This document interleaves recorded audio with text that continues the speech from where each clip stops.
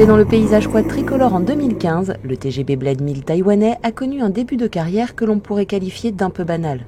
Au printemps 2018, en revanche, les 3 versions commercialisées séduisent chacune dans leur segment respectif.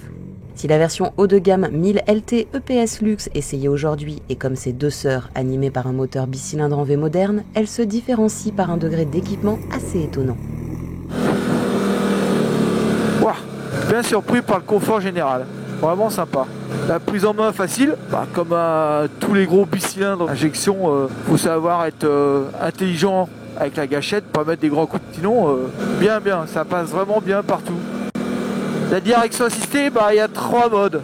Il y a maxi assistance, mini assistance ou pas d'assistance.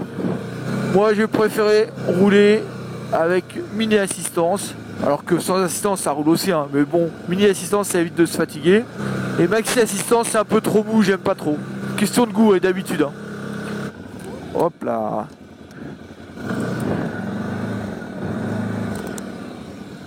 Toujours en 2 roues motrices. Ça passe vraiment partout, en longue. Le moteur est assez couplé à bas régime. Ça permet sans s'énerver de passer partout. Et comme l'adhérence est correcte, bon. Ce qui surprend quand on n'est pas habitué, c'est qu'il y a un gros frein moteur.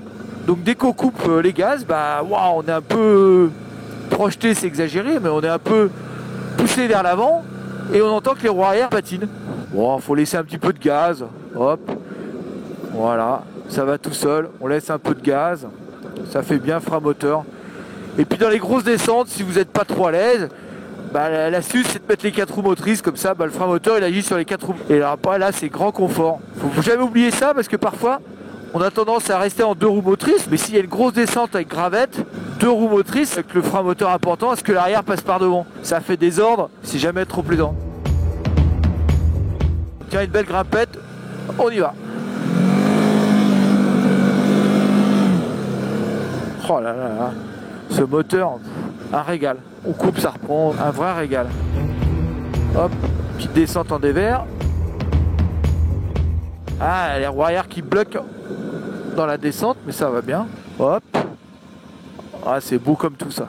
Alors là, je suis à cheval sur le dévers. D'un côté, la pente et en dessous, le vide. Ah, c'est trop plaisant.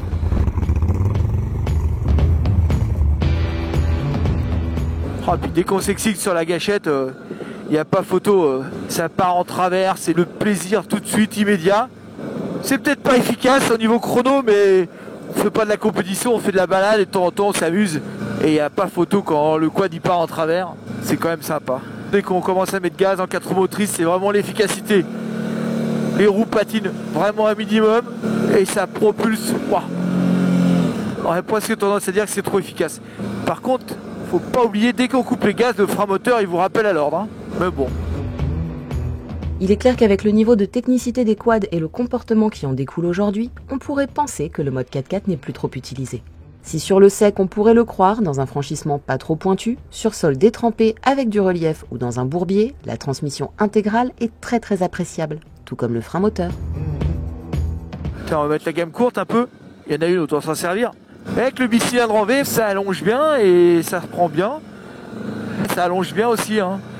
Ça reprend tout en bas au ralenti. Et après, ça continue à prendre des tours, à monter et à allonger. Dans le cadre de passage bien trialisant, vous restez en boîte courte, c'est pas mal aussi. Et ça va suffisamment vite après. Et si ça redevient plat, vous pouvez mettre la gamme longue. C'est ce que je vais faire d'ailleurs, tiens. Allez, stop. J'arrête tout. On prend le temps de bien arrêter. Sélecteur de gamme à droite sous le guidon. Il a bien évolué et c'est vraiment confortable.